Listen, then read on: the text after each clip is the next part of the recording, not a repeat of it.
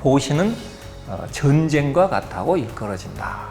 조금 있어도 베풀면 많은 것을 정복한다. 개와 율이 바로 설 때 우리가 내면의 여러 가지 집착과 번뇌를 다스리고 정화된 마음으로 바른 지혜를 얻어서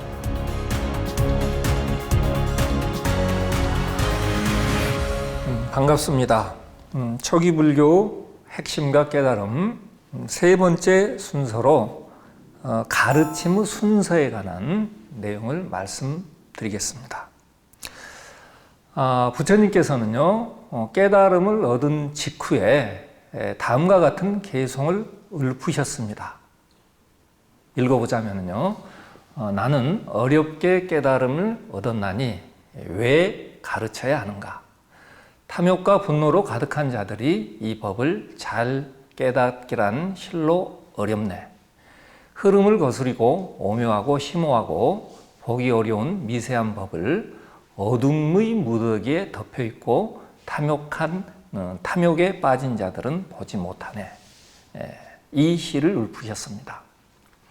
자, 이 시를 볼 때요, 우리가 이제 부처님의 깨달음의 내용을 짐작할 수 있는데, 그 깨달음이라고 하는 것은 어떤 이지적인 어떤 그 이해에 의해서라기보다는 여러 가지 정서적 요인에 의해서 그 깨달음을 얻는데 우리가 애로를 겪을 수밖에 없다 하는 그런 부분을 생각할 수 있습니다.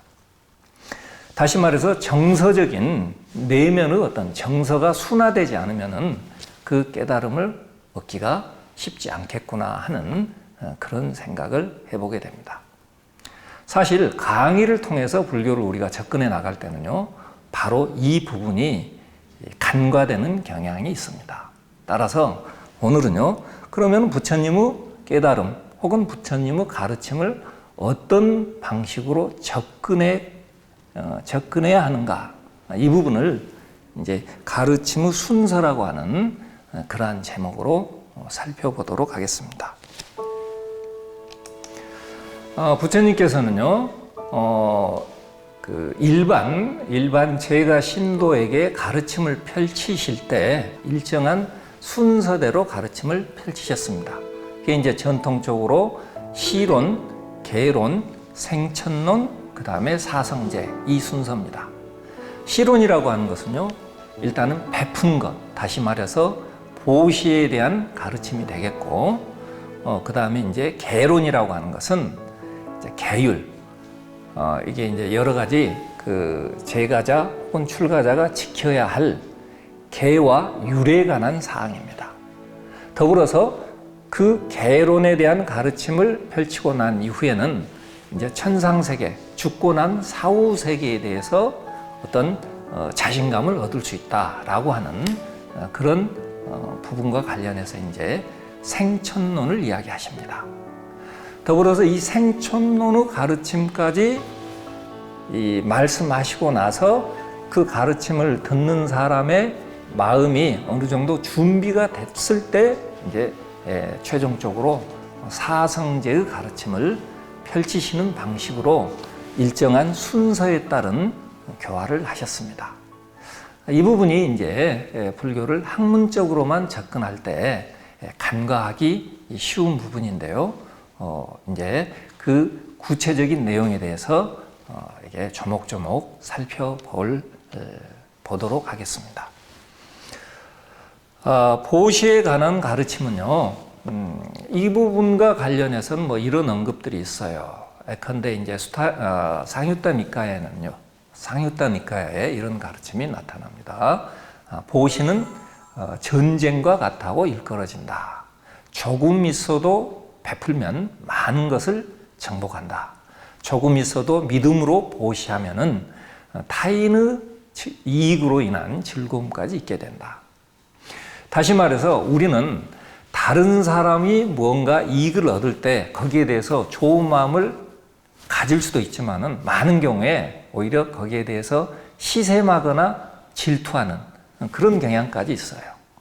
그런데 타인의 즐거움에 대한 타인의 이익에 대한 즐거움을 느낄 수 있다라고 하는 그 마음가짐은요, 우리의 어떤 즐거움의 영역을 이게 굉장히 넓혀주는 그런 의미가 있다, 이렇게 이야기할 수 있겠습니다. 더불어서 우리는 보시할 때요, 그 보시에 대한 어떤 구체적인 내용과 관련해서 좀 이제 살펴볼 필요가 있는데요. 부처님께서는 보시를 베푸는 자와 그 다음에 보시를 받는 자의 덕목에 대해서 말씀을 하십니다. 그래서 이제 베푸는 자의 덕목에 대해서는요, 일단은 보시를 하기 전에 내가 특정한 형식으로 보시를 하겠다라고 하는 그 마음을 낼 때 그 마음이 먼저 즐거워야 한다, 이렇게 이야기하십니다. 더불어서 보시를 할 때 그 마음이 깨끗해야 된다.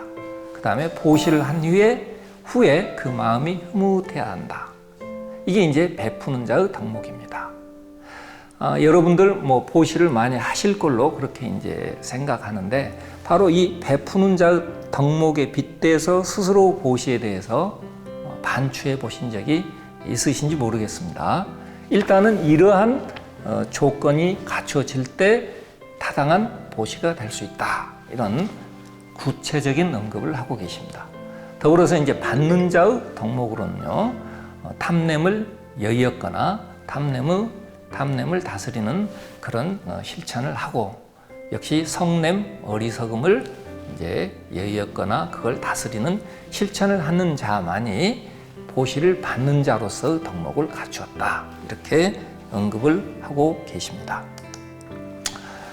더불어서 우리는 보시는 이제 뭐 이렇게 물질적인 보시만이 보시의 덕목으로 생각하기가 쉬운데요.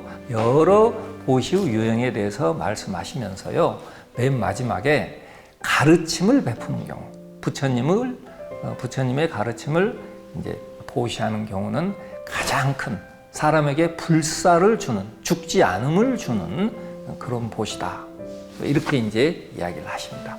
그래서 보시라고 하는 것이 각자의 역량에 맞춰서 다양한 방식으로 행해질 수 있다, 이런 부분을 말씀하고 계십니다. 이런 방식으로 이제 보시에 대한 가르침이 어느 정도 그 사람에게 이제 통한다, 이렇게 이제 판단이 되셨을 때 부처님께서는요, 계율에 관한 가르침을 이제 베푸셨습니다. 잘 아시다시피 이제 계율이라고 하는 것은요, 계와 율을 이제 함께 일컫는 복합어인데, 일반적으로 이제 계라고 하는 것은 이제 스스로 맹세해서 지키는 규칙을 의미하고, 그 다음에 율이라고 하는 것은 이제 승단의 질서를 이제 유지하기 위해서 그렇게 이제 제정된 규약이다, 이렇게 이제 이야기를 합니다. 부처님께서는요, 바로 이러한 계와 율이 바로 설 때 우리가 내면의 여러 가지 집착과 번뇌를 다스리고, 그리고 어떤 정화된 마음으로 바른 지혜를 얻어서 이렇게 이제 있는 그대로의 어떤 실상을 깨트로 알 수 있게 된다, 이런 가르침을 펼치십니다. 우리가 흔히 아는 걸로는요, 제가자가 지켜야 할 5계가 있습니다. 생명을 빼앗는 것으로부터 물러나는 계,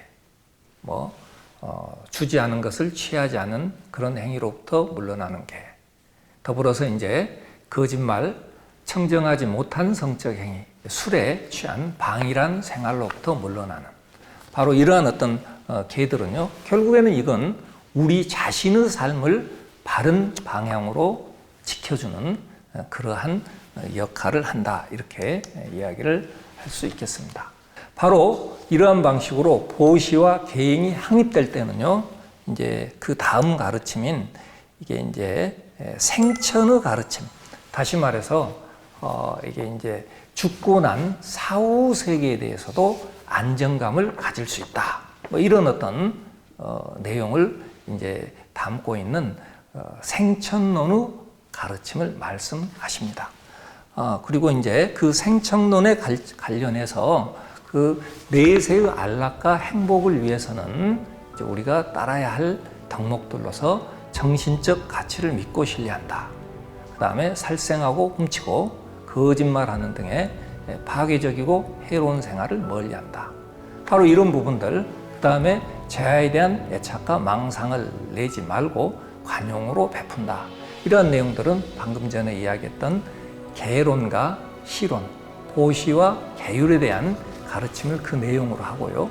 바로 이러한 가르침을 우리가 이제 그 새겨 듣고 삶에 옮겼을 때 이제 내세에 대해서 우리가 어떤 자신감을 가질 수 있다.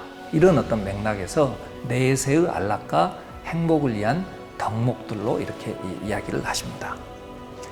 부처님께서는요, 이런 식으로 시론과 계론에 대한 가르침을 이제 설법하신 연후에 사성제의 가르침을 구체적으로 설하셨다라고 하는 그런 내용들이 이제 경전상에 반복해서 나타납니다.